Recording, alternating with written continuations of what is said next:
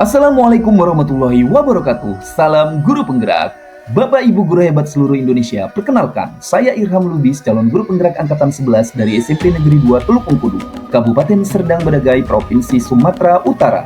Pada kesempatan kali ini, izinkan saya menunjukkan demonstrasi kontekstual pada modul 3.1, pengambilan keputusan berdasarkan nilai-nilai kebajikan sebagai pemimpin, dengan melakukan wawancara dengan pimpinan atau kepala sekolah. Tujuan pembelajaran pada demonstrasi kontekstual kali ini adalah calon guru penggerak dapat melakukan suatu analisis atas penerapan proses pengambilan keputusan berdasarkan pengetahuan yang telah dipelajarinya tentang berbagai paradigma prinsip pengambilan dan pengujian keputusan di sekolah asal masing-masing dan di sekolah lingkungan lain. Adapun kegiatan pada demonstrasi kontekstual kali ini adalah melakukan wawancara dengan pimpinan atau kepala sekolah. Adapun narasumber yang saya pilih untuk menggali informasi tentang proses pengambilan keputusan di sekolah dan di sekolah lain adalah Bapak Mahmuda Lubis, SPD MM, Kepala SMP Negeri 2 Teluk Bengkulu, Bapak Ade Irfansa, SPD SD, Kepala SD Negeri 105412 Seibamban, Dinas Pendidikan Kabupaten Serdang Bedagai, Provinsi Sumatera Utara. Berikut ini adalah video wawancara yang saya lakukan dengan narasumber 1, Bapak Mahmuda Lubis, SPD MM. Assalamualaikum warahmatullahi wabarakatuh. Terima kasih kepada Bapak Sekolah SMP Negeri 2 Teluk Bengkulu yang telah memberikan kesempatan saya untuk mewawancarai Bapak dalam rangka menyelesaikan tugas saya guru penggerak, yaitu pada modul 3.1. Ini Pak, saya akan mengajukan beberapa pertanyaan. Bapak boleh menjawabnya sesuai dengan fakta dan yang Bapak ketahui tentang proses pengambilan keputusan di sekolah kita, Pak. Pertanyaan pertama saya, Pak, selama ini bagaimana Bapak dapat mengidentifikasi kasus-kasus yang merupakan dilema etika atau bujukan moral? Ya, kami bisa mengetahui ini jika ada dilema atau etika, ketika ada situasi di mana kepentingan atau nilai yang bertentangan. Misalnya ada siswa yang mengalami masalah di rumah dan itu berdampak pada sekolah ataupun tidak ada keputusan yang sulit harus dibuat, kita harus berhati-hati dan mendiskusikannya dengan baik pada semua stakeholder yang lain. Proses diskusi Pak ya, guru di sini dan stakeholder berarti melibatkan komite sekolah Pak ya, masyarakat. Kalau memang itu hal yang urgen sekali, mungkin kita bisa bantu Komite sekolah Pak. ya, masih bisa kita dengan dulu atau kita semua sini ya. Yang kedua Pak, selama ini bagaimana Bapak menjalankan pengambilan keputusan di sekolah ini, terutama untuk kasus-kasus di mana ada dua kepentingan yang sama-sama benar atau sama-sama mengandung nilai kebajikan? Melihat daripada pengambilan keputusan ini, kita kan ada satu tim. Ini bisa kita membicarakan masalah apa yang harus kita pertimbangkan dari semua aspek yang ada di sini dan mendengarkan bagaimana pendapat orang lain. Kemudian kita bisa membuat suatu keputusan berdasarkan yang terbaik dari hasil mufakat ataupun keputusan yang ada di sini. Ini ada dua tim. Kalau tidak ada timnya Pak, kalau tidak ada masalah, ini didiskusikan dengan tim yang telah dibentuk. Selanjutnya Pak, langkah-langkah atau prosedur seperti apa yang bisa Bapak lakukan selama ini, biasa Bapak lakukan selama ini? Biasa yang pertama itu kami itu mengumpulkan semua informasi dulu. Yang kedua, identifikasi lah tentang masalah apa yang dihadapi.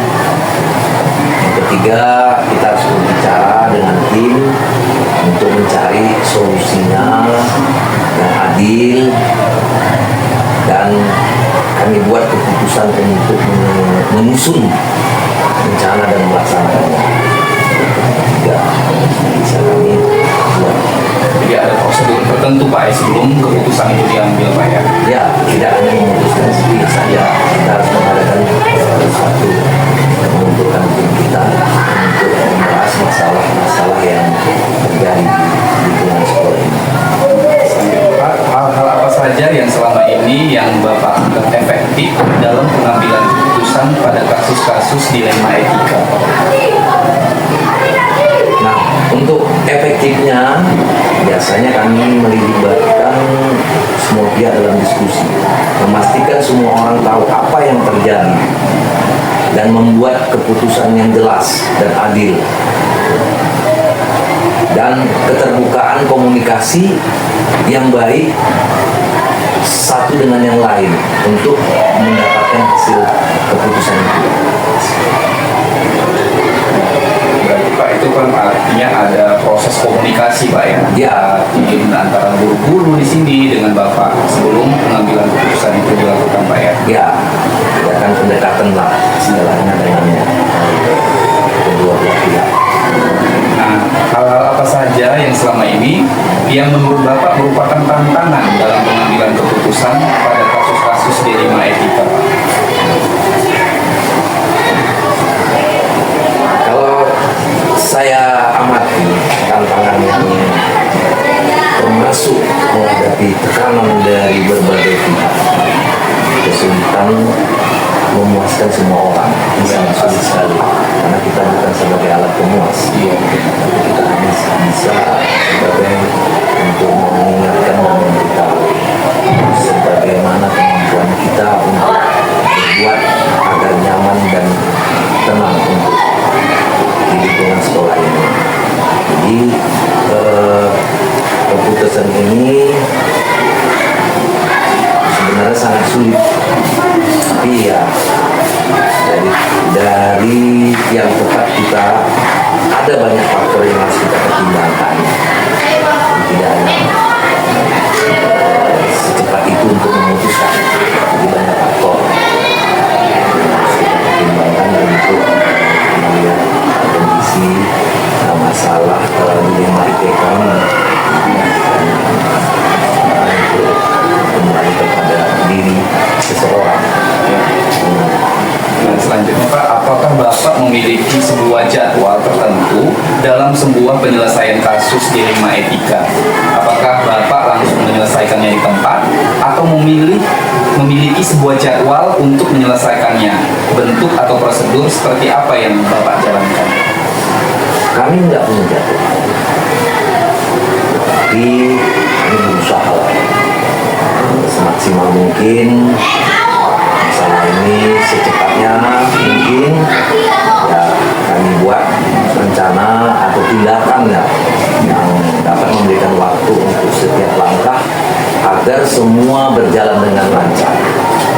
Jadi itu seketika kami ya kita harus melihat situasi, jadi nggak bisa kami buat jadwal karena masalah dilema ITK ini kan bukan rutinitas, itu kita tidak tahu kapan itu bisa terjadi. Maka inilah gunanya ada di situ untuk membahas masalah tentang satu objek yang mungkin mau kita kaji itu. Nah, Pak, ini adakah seseorang atau faktor-faktor apa yang selama ini mempermudah atau membantu Bapak dalam pengambilan keputusan dalam kasus-kasus dilema etika?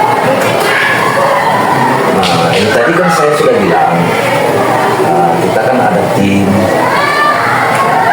ini yang didukung dari tim sekolah itu adanya pedoman yang jelas, kan, bantuan dari konsultan jika perlu sangat membantu, dukungan dari pimpinan dan komunikasi sekolah juga penting. Ini ya dari dalam ataupun dari luar kita perlu berkomunikasi terkait tentang masalah dilema etika ini. Kita harus kolaborasi juga lah untuk mendengarkan bagaimana Melibatkan stakeholder Pak, ya, sama stakeholder baik dari dalam maupun dari luar yang bisa kita ikuti atau kita pahami. Nah, untuk pertanyaan terakhir Pak, dari semua hal yang sudah disampaikan, pembelajaran apa yang dapat Bapak petik dari pemahaman Bapak mengambil keputusan dilema etika? Ini masalah dilema etika ini, saya belajar penting yang penting komunikasi yang terbuka, mendengarkan semua pendapat untuk kita cakap. Kita juga perlu fleksibel, tidak monoton ataupun tidak mengikuti keegoisan kita. Kita harus fleksibel, kita harus lihat situasi, kita harus mengikuti mau apa. Jadi kita tidak bisa memutuskan harus begini. Jadi kita harus banyak hal-hal yang perlu kita perhatikan di situ. Karena dalam mengambil keputusan itu ya tidak bisa serta-merta, kita harus menjalankan dampak dan efeknya. Jadi kita harus lihat situasi lah, berdasarkan situasi agar keputusan yang diambil itu tetap adil dan bermanfaat bagi kita semua. Itu jadi harus hati-hati kita di sini. Terima kasih Pak atas informasi Bapak yang Bapak berikan kepada saya. Semoga dari hasil wawancara ini dapat saya ambil untuk saya tindak lanjuti dan saya implementasikan dalam pengambilan keputusan dalam kelas maupun nanti selanjutnya dalam pendidikan guru penggerak. Terima kasih kepada Bapak telah memberikan waktu dan tempat kepada saya. Saya akhiri dengan wabillahi taufiq wal hidayah. Assalamualaikum warahmatullahi wabarakatuh. Assalamualaikum warahmatullahi. Berikut ini hasil rangkuman wawancara yang saya lakukan.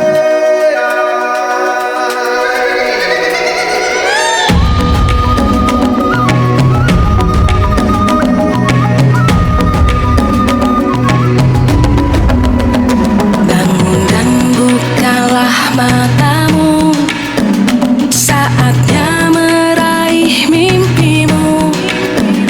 Arahkan pandangan ke depan, Tuhan kan menuntunmu. Sadarilah masa berganti, tantangan kan kita hadapi. Bergandeng tangan untuk negeri, era kita menanti berseri. Kita belajar Pancasila, kita bernafas dalam sila-silanya. Kita belajar Pancasila, ayo kita jaga untuk Indonesia. Bersatu dalam perbedaan, berpegang tangan dan berlari. Singkirkan egomu, oh kawan, demi negeri ini. Jadilah generasi emas. Video wawancara dengan narasumber 2 dengan Bapak Adi Irfansa SPD SD, Kepala SD Negeri 10244 Sebamban. Assalamualaikum warahmatullahi wabarakatuh. Waalaikumsalam. Selamat pagi Pak Adi. Saya mengucapkan terima kasih atas waktu dan kesempatannya yang Bapak berikan untuk penyelesaian tugas saya dalam pendidikan guru penggerak. Ada beberapa pertanyaan yang ingin saya tanyakan ke Pak Adi sehubungan dengan proses pengambilan keputusan di sekolah ini Pak Adi. Bapak bisa menjawabnya sesuai dengan apa yang Bapak alami dan Bapak sesuai dengan yang pernah Bapak lakukan di sekolah ini. Pertanyaan pertama Pak, selama ini bagaimana Bapak mengidentifikasi kasus-kasus yang merupakan dilema etika atau etika moral? Ya, baik, terima kasih. Saya tahu dilema etika itu sering terjadi di beberapa sekolah, khususnya di sekolah saya juga itu pernah terjadi, yaitu adanya pertentangan antara konflik antara aturan sekolah dengan beberapa kepribadian siswa yang itu bisa mengakibatkan dilema etika. Hal itu sering kami identifikasi dan sering kami temukan dan juga sering kami selesaikan di sekolah ini. Selama ini Pak, bagaimana Bapak menjalankan pengambilan keputusan di sekolah Bapak, terutama untuk kasus-kasus kasus di mana ada dua kepentingan yang sama-sama benar atau sama-sama mengandung nilai kewajiban? Ya, saya selalu mengedepankan tim ya di sekolah ini. Seperti kalau di jenjang sekolah dasar ini kan ada yang namanya guru kelas. Guru kelas itu selalu melapor kepada saya, menyampaikan apa masalah-masalah yang dihadapi di ruangannya masing-masing. Nah, setelah kami tahu kasus-kasus itu, kami rundingkan.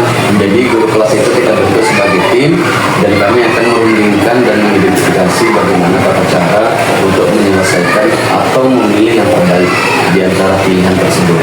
Seperti itu biasanya. Pak, selanjutnya Pak, langkah-langkah atau prosedur seperti apa yang biasa Bapak lakukan selama ini? Ya, langkah-langkah karena kami sudah ada tim, kami selalu membuat yang pertama itu adalah mengumpulkan data-data, yaitu informasi-informasi yang terkait dengan apa yang menjadi kesalahan. Kemudian setelah itu kami identifikasi latar belakang, kira-kira keputusan apa yang bisa kita ambil.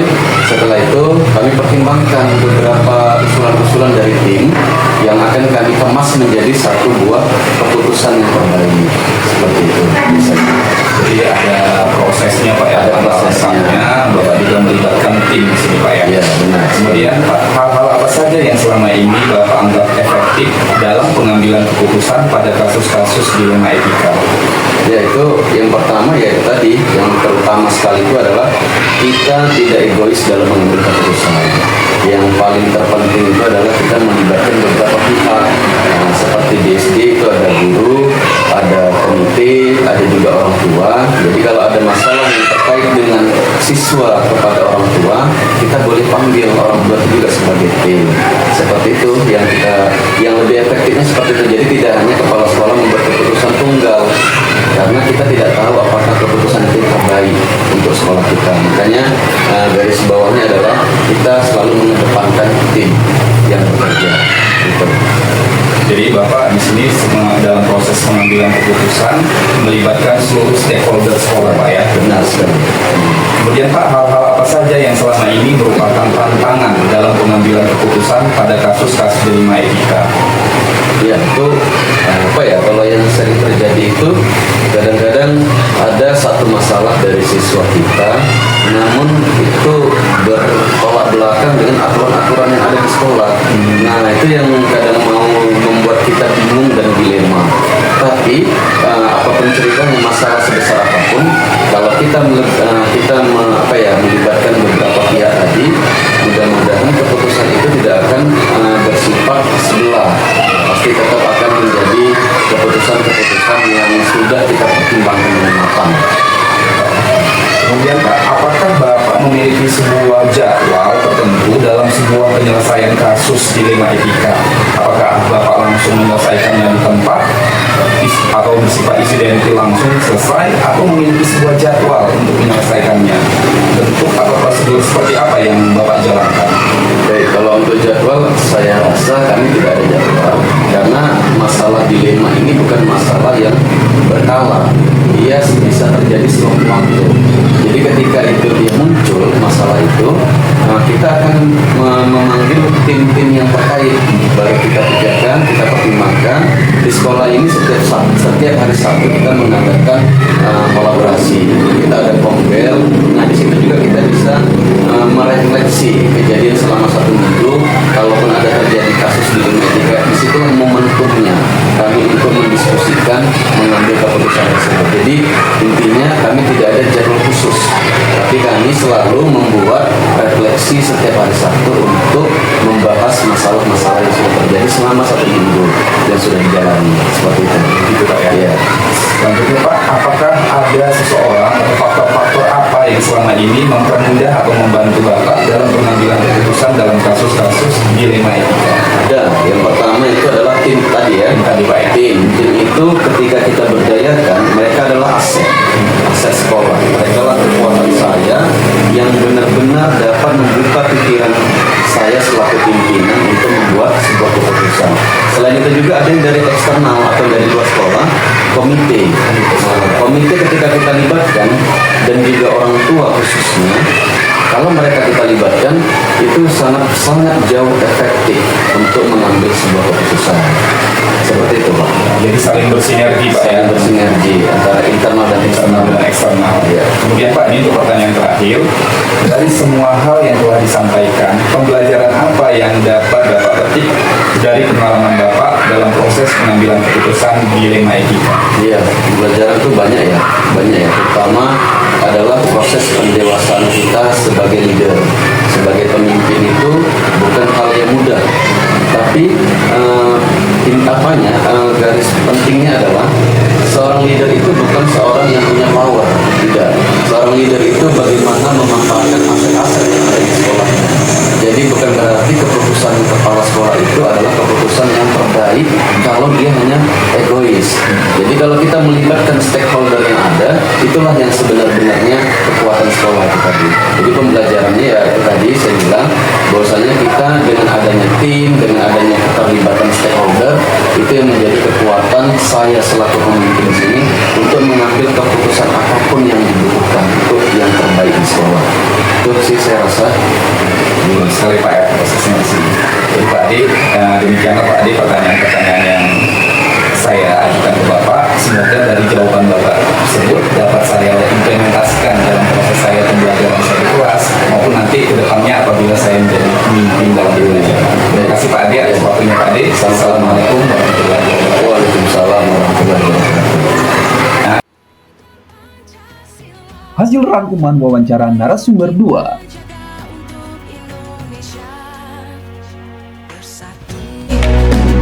Kita belajar Pancasila, kita bernafas dalam sila-silanya. Kita belajar Pancasila, ayo kita jaga untuk Indonesia. Bersatu dalam perbedaan, berpegang tangan dan berlari. Singkirkan egomu oh kawan, demi negeri ini. Jadilah generasi emas, cerdas berkarakter itu kita. Berjuang dan harus berani, kita terus torehkan prestasi.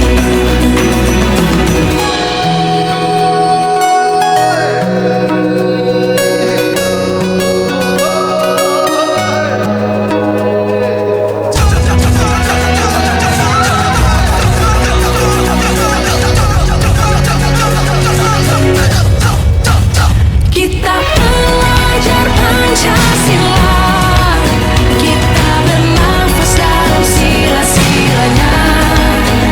Kita belajar Pancasila, ayo kita jaga untuk Indonesia. Kita belajar Pancasila, kita bernafas dalam sila-silanya.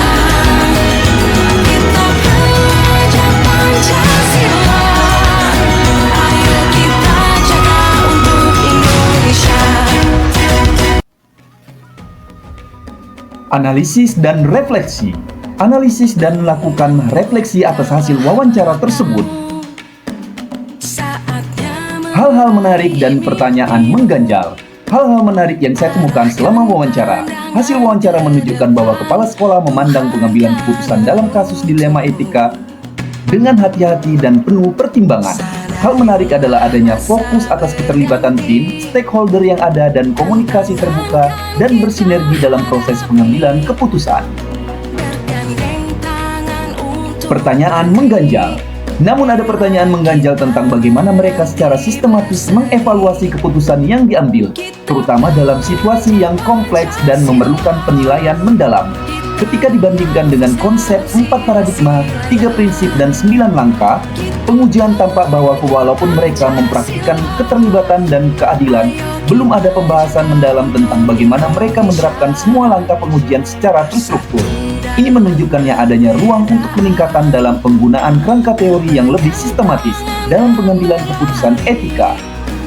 singkirkan egomu Persamaan dan perbedaan.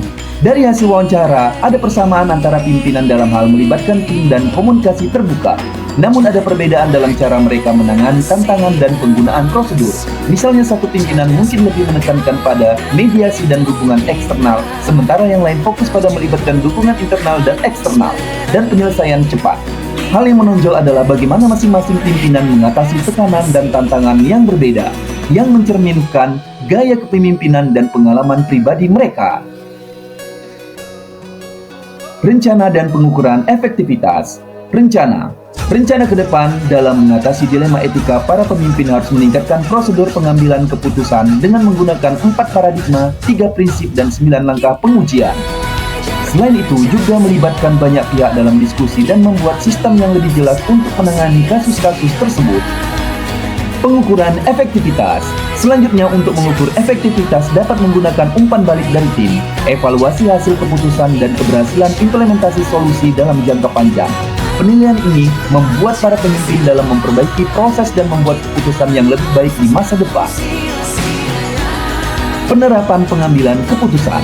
Saya akan menerapkan prinsip-prinsip pengambilan keputusan dilema etika dengan memastikan bahwa setiap keputusan mempertimbangkan semua aspek dan melibatkan masukan dari berbagai pihak.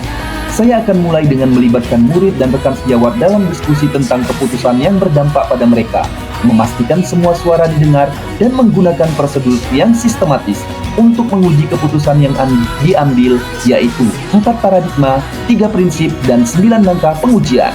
Penerapan ini tentu saja dimulai segera dan akan menjadi bagian dari proses rutin dalam menangani kasus-kasus etika di lingkungan sekolah. Demikianlah demonstrasi kontekstual yang saya lakukan. Semoga dapat menginspirasi. Salam guru penggerak.